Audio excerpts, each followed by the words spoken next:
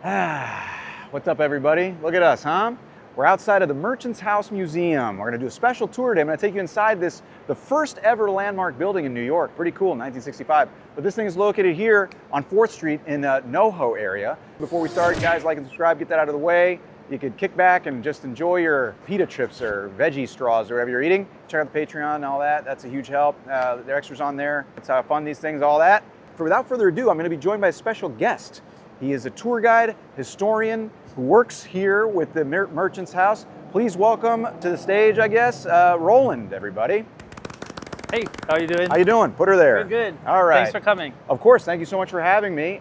So could you tell us something real quick about this house? Yeah, so the house was built in 1832. All of the merchants were moving up the city to find a wealthy residential enclave. Joseph Brewster built the house, and he was a hatter. He sold top hats. Wait, what? Top hats?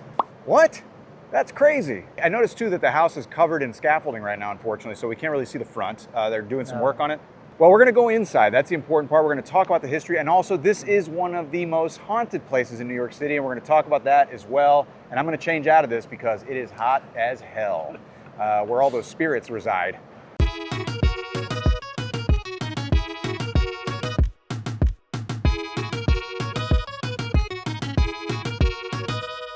All right, so we're walking in through the front door of the house. It was built by a man named Joseph Brewster, then eventually got sold to a man named Seabury Treadwell and his wife Eliza, who had 8 kids eventually, and they basically made this their home. And they would have mainly used this door that we just came in when you were looking rich and fabulous. If you went into the other part of the house, that underground there, you would go into the family room, which is where they mainly entered and exited the house. Yeah. This was mainly for show. Don't want to break anything, so let's keep it moving. So now we are in the first room. This is the parlor room, right? This is kind of like the fancy room for entertainment. They didn't hang out here as much as they did entertain people when they came over. Here you got the original piano, correct? It's the original piano. 1930s Nuns and Fisher. Yeah, and this is where people would come, like at the end of the night after having the food or whatever, they have their quail or whatever you eat back then, and they would sit down and someone would play a tune and they'd sing along and stuff, right? Yeah, they've actually said that's sort of like the Rolls Royce in the driveway, that because it was such a fancy piano that that's what you wanted in your family.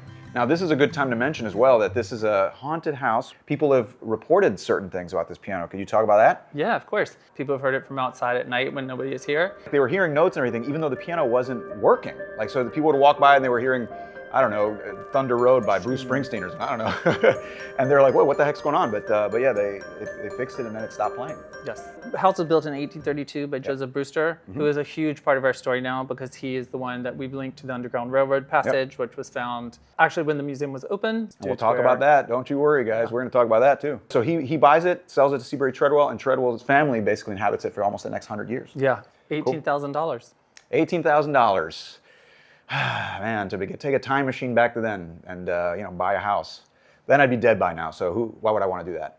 This is the dining room just opposite the parlor room. I was hoping you could talk about this. This furniture is very famous. This is a Duncan Fife, right? Could you talk about this? Solid mahogany table and 12 chairs. They were bought for the house and have been in the house the entire time. You don't get that at IKEA, I'll tell you that right now.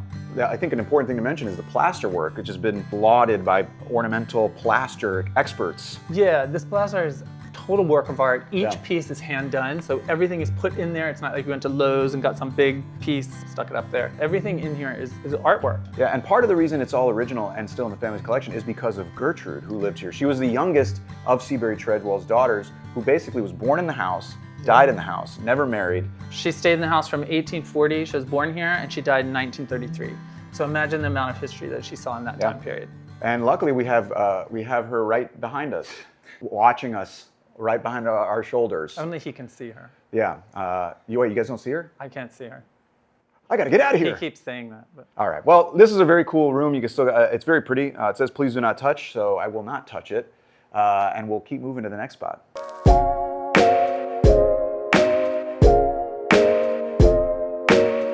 All right, so now we're in the back bedroom on the 2nd floor. This is the room that Gertrude Treadwell, who lived here till 1933, was born in, and then in 1840, in this actual bed. This is also supposedly, not to spoil anything, the most haunted room in the house, right? Yes. So what have they done to prove that? Well, we actually had a really good event just a year or two ago where 3 people on one of our tours, totally separate from each other, saw a woman roaming around behind the tour guide while the tour was going on. So only 3 people saw her though. None of the other people did. And that was only 2 years ago. Yikes. Okay. And I've heard that people have felt when they're walking through the hall, they feel people brushing past them. Yeah, people hear singing, they smell cigars. Yeah, because they smell things. tobacco, right? In Seabury's room, Yep. because he used to be a tobacco guy. So all these things that still happen to this day. Have you ever had anything happen? Have you ever seen it? Nope. I'm No? waiting. You're waiting, I'm huh? looking, I'm asking. Oh. Ah! Yet. See, it didn't scare me. I tried. Womp womp. I tried. This furniture too, also original, is that right? Yes, all this is original. That's the hat tub where they took a bath probably Uh-huh. once a month. Wow. The child's sick bed Okay. slash guest bed. This would have been Eliza's room originally, Seabury's Yes. wife, which was separate from his bedroom, which we're going to walk in here in a second. They kept separate bedrooms. Yes. Oh, look at that. You say that's progress, but maybe they had it right. Maybe 8 children. they had 8 children. Maybe, separate bedrooms is the answer to a happy marriage. And this would be where Seabury, it's a good name, Seabury.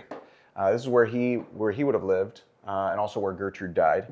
Yeah, I mean, Gertrude died in this bed, and so did Seabury Treadwell in 1865, into the Civil War. So you can imagine what was going on outside in the streets in that year.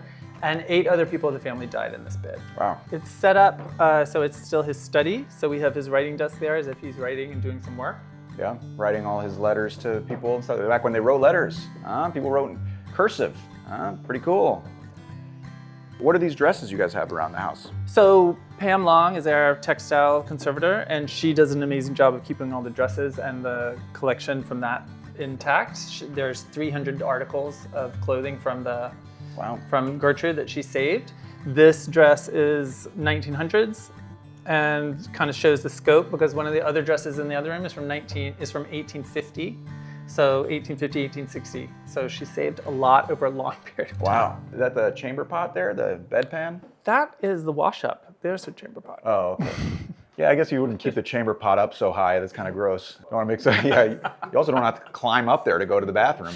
So before we go upstairs, I wanted to show you guys one quick thing. This is the passageway that connects Eliza and Seabury's bedroom, and they discovered a passageway, a secret passageway. You can see right down here, that is believed to be part of the Underground Railroad. So the house was built in 1832. Joseph Brewster, as we mentioned, he's a hatter. He builds the house. He lives here for 3 years with his wife. And in that time period, he approved for this passageway to be built. It doesn't exist in any other houses in New York City of this time period, so there's no logical reason for it to be there. As you can see, it is built into the dresser and under the dresser, and it goes down to where the pocket doors are in the parlor. And those of you who don't know, the Underground Railroad was basically a system of passageways, checkpoints, meeting points, what they would call conductors, people who would ferry people from one spot to the next, a lot of times from the border states into the north and then into Canada to freedom for escaped slaves. Plymouth Church in Brooklyn, another famous spot, what they called the Grand Central of the Underground Railroad. So all of these things were these interconnected from like the late 1700s up until the Civil War. They basically believe people would go down this here. Yep, this is a you take passageway. both drawers out. Of course, it didn't look like that. You would pull the drawers out like the other side and then go down into it and stay for undesignated amount of time. It wasn't like you stayed there for a long time. It was like a hiding spot. Yeah, and it was dangerous too. Even though New York freed their slaves here completely in 1827, it was still very dangerous because you have the Fugitive Slave Acts that incentivized people to return slaves and punish people who didn't. And it was so tied to the economy because they were still making a lot of money here, and New York was being built on money. New York was being built on money, huh? For a change. All right, so now we are upstairs in the servants' quarters, correct? There would have been 4 servants, right? 4 servants here? 4 Irish servants. Yeah, and this is presumably what one of them would have looked like, I And guess? their name would have probably been Bridget. Bridget? Because there was a thing in the 1800s where they called all the servants Bridgets. Really? Because there were so many Bridgets. Yeah, it was just a way they changed houses so much that they would just call them the Bridgets. It's obviously a lot less ornate than downstairs. Yes. You have the size beds like this, original kind of size, along with the 19th century bed bugs, probably. Well, that's why most furniture they have is metal. Yes. Because they would not have wanted to have them spread bed bugs because the prejudices were that they were dirty, et cetera, et cetera. Yeah.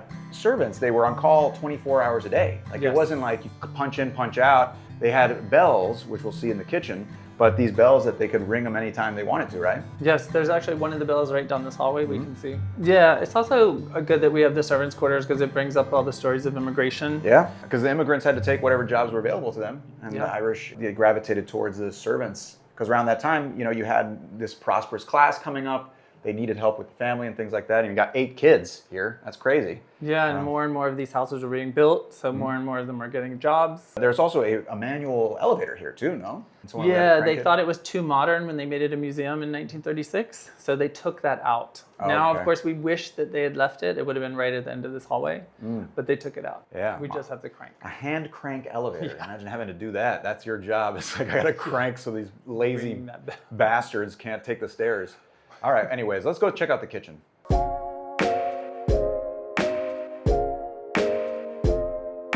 This would have been the kitchen. You have the bells up there. I think that's kind of cool. Those are little bells they would rang to get the servants, right? Yep, the 1800s intercom system. Each bell would have a different tone. That would go to each room, so you could just hear the bell and the tone and know what room to go to. You wouldn't have to like read anything, write anything, etc. You could just go where the tone of the bell was. So there's the beehive oven, and then they upgraded to this. That hearth would have just been an open hearth. When they upgraded to those gasoliers, they got this oven, and that would have changed everything for them. Right. You know, that's like going from like magic bullet to a microwave. Nice. Yeah, I'm saving up for a microwave right now, so I think I get what you're saying. There was once a school group that came here, and a child wandered away from the group, and then they found him later, and he's like, oh, they're like, where were you? And he said, I was talking to the man. They're like, what? That's weird. That's freaking Charlie or whatever. And on the way out, he points to a painting. It's like, that's the guy I was talking to, and it was a painting of Seabury Treadwell. Is that right? Yep. That's actually happened twice. And other stuff has happened too, like appearances of Gertrude, obviously, and sounds, music. She's the first one on file. Yeah. They were out front after her death, and the house was locked and boarded up, and she appeared on the front porch, opened the door, came out, shooed children off the front porch, and then went back in, and all the neighbors recognized that it was Gertrude, and she had been dead for weeks. In this room, even people will smell baking bread. Of course, none of this is working and nobody is baking bread. The family would have really never come into this room. Maybe Eliza, because the woman oversaw the servants. They had a chef. They had like a chef's helper. They had a parlor maid.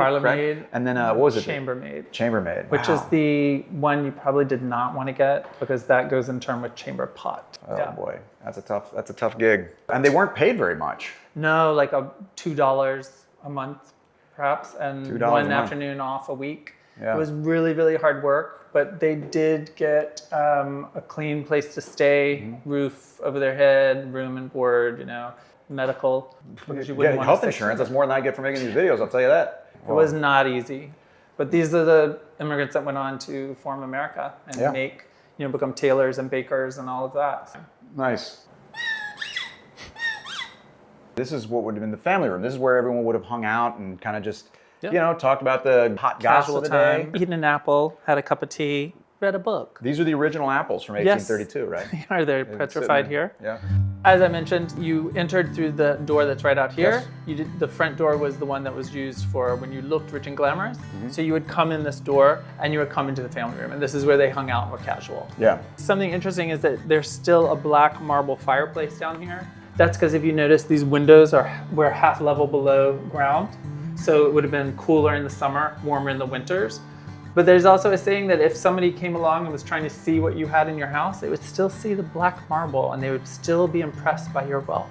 Yeah, remember, this is back when people didn't have like Instagram and stuff, so you can't really brag about what you have. So you gotta have the windows showing your coolest stuff. You have your hoop dresses and everything, The ceilings are lower. It's definitely much more casual here. Yeah, you can see, you can almost touch the ceilings here. So, but for the people that height back then, this would have been like, 3 times higher. Because everyone back then was 2 feet 3 inches tall. That was the average height. All right, well, we made the trip through the museum, through the house. What'd you think? Amazing, as always. We're outside in the garden in the backyard. Very nice. If you ever come visit, you can check it out. But I wanted to mention the developer that just is in this process of trying to build something next to the museum, endangering the foundation of the museum itself. Yeah, so we're up against development next door, and it's not that the Merchants House is against development. What we're against is that this is an 1800s house. So the foundation of the house is literally pretty much like a cobblestone street, which can't withstand like jackhammering and all of that would go on to build the building. It would damage the interior of the building, handmade walls, handmade plaster, that would all come crumbling down. And now with the recent discovery of the Underground Railroad passage, that is actually on the wall that goes to where they want to build. What can people do to kind of battle this? We have a petition you can go online and sign. We really love when people come in, post pictures. We have many things throughout the year. We do the Ghost Month is coming up in October. We have Christmas. People coming in and really word of mouth. Don't let this video be a replacement for visiting the house. Thank you for watching, obviously, but you know, come into the house too. That's a very important thing. You got to come visit these things. IRL, people. Thank Guys, you so much. give it up for Roland. They're Yeah, in thank your you guys. living rooms. Clap in your Thank living you. rooms. I can see you.